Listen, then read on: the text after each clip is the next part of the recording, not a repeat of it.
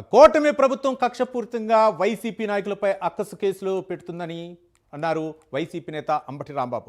Police వ్యవస్థ రాజకీయ కక్షలకు మాత్రమే పరిమితమవుతుందన్నారు. పిన్నెల్లి సోదరులకు సంఘీభావం తెలపడానికి వెళ్తుంటే తమను అన్యాయంగా పోలీసులు అడ్డుకుంటున్నారన్నారు. ఇది తమ అరణ్యవాసం అన్నారు. వైసీపీ లీడర్లను కావాలనే తప్పుడు కేసులు పెట్టి జైలుకు పంపిస్తున్నారన్నారు. కూటమి నేతలు కావాలనే కక్షపూరిత రాజకీయాలు చేస్తున్నారన్నారు. మాచర్ల వెళ్లేందుకు వైసీపీ నాయకులు ప్రయత్నిస్తే హౌస్ అరెస్టులు చేశారన్నారు. పిన్నెల్లి సోదరులు జైలుకు వెళ్తుంటే సంఘీభావం తెలపడం తప్ప అని ప్రశ్నించారు. చంద్రబాబు అరెస్ట్ అయినప్పుడు పవన్ సంఘీభావంగా జైలుకు వెళ్లలేదా అని ప్రశ్నించారు. వారికి ఒక న్యాయం, తమకు మరో న్యాయమా అని ప్రశ్నించారు అంబటి. ఇప్పుడే పిన్నెల్లి రామకృష్ణారెడ్డి గారు అదేవిధంగా వాళ్ళ వెంకటరామరెడ్డి గారు ఇద్దరు కోర్టులో హాజరయ్యారు.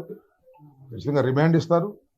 ఎందుకంటే సుప్రీంకోర్టు ఆదేశం కాబట్టి ఆ రిమాండ్ ప్రకారం వెళ్తారు.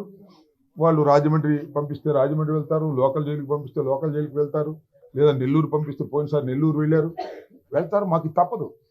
ఈ అరణ్యవాసమో అజ్ఞాతవాసమో మాకు అందరికీ తప్పనటువంటి పరిస్థితి ఏర్పడతా ఉంది. రాజ్యం మీది. మమ్మల్ని జైలుకి పంపించే కార్యక్రమాలు చేస్తున్నారు, మమ్మల్ని అజ్ఞాతంలోకి పంపించే కార్యక్రమాలు చేస్తున్నారు, అరణ్యానికి పంపించే చేస్తున్నారు.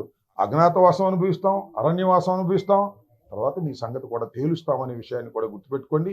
ఇంత దుర్మార్గంగా తప్పుడు కేసులు పెట్టి అన్యాయంగా అక్రమంగా వైఎస్ఆర్ కాంగ్రెస్ పార్టీకి చెందినటువంటి నాయకుల్ని నిర్బంధించి మీ పార్టీని మీరు బతికించుకోవాలనుకుంటున్నారు. మీ పార్టీ బతికే పార్టీ కాదు, మీ కూటమి బతికే కూటమి కాదు. మీ మధ్యనే చాలా అన్యాయమైన అక్రమైనటువంటి మార్గాల్లో మీరు డబ్బులు సంపాదించుకునే కార్యక్రమంలో ఉన్నారు. విచ్చలవిడిగా డబ్బులు దోచుకుంటున్నారు. ప్రజల దగ్గర నుంచి అన్యాయమైనటువంటి పాలన చేస్తున్నారు. సరైనటువంటి విధానంలో